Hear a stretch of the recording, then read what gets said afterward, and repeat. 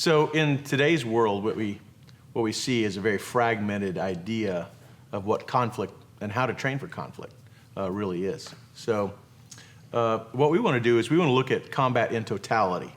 So if we looked at the whole spectrum of fighting, then it would range from things like machine guns and rifles all the way down to rolling on the ground, biting, pinching, scratching, pulling hair, that sort of stuff. And so the reason we have to do that is because the individual response is to stick with what you're good at. And so because of that, you get a guy who's a really good kicker, and so that's kind of what he does. And then that's what he teaches because that's what he's good at. And then next thing you know, his students, that's really all they can do because that's what he teaches them to do. And you get another guy who's really good at grappling, or maybe even just throwing people. And then that school becomes a school of just throwers.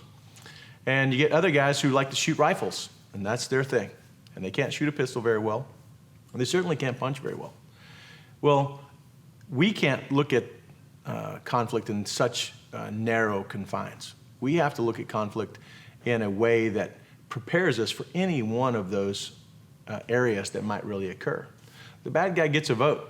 We're not sure really when or where or by what means the conflict is going to occur. So because of that, we can't afford to be specialized.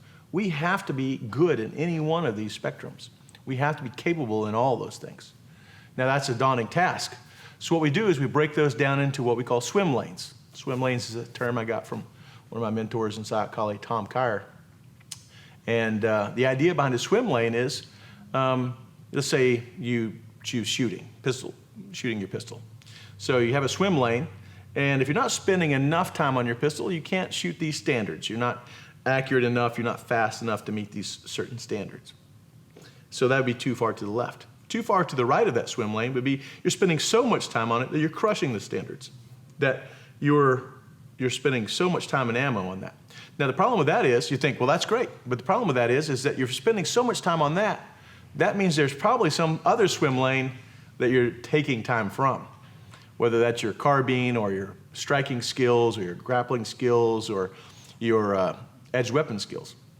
So what you want to do is you want to look at the totality of combat, everything that we might be asked to do as modern day warriors.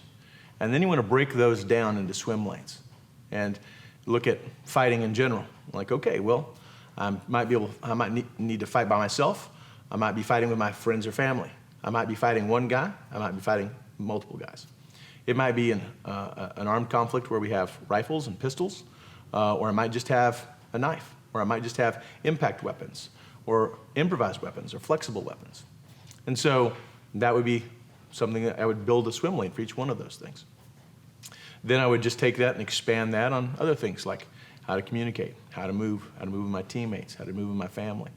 And so we just build a simple swim lane for each one of those things. And simple standards, little benchmarks to be able to measure, well, I'm not spending enough time on this, or I'm spending too much time on that. And it's human nature to want to spend time on the things that we really like, that we're really fascinated by, and that we're really good at. And to avoid the swim lanes where we suck. But the reality is we can't afford to do any of that. We have to use those swim lanes and establish on a logical progression what those swim lanes are. And that's the idea behind the totality of conflict broken down into swim lanes.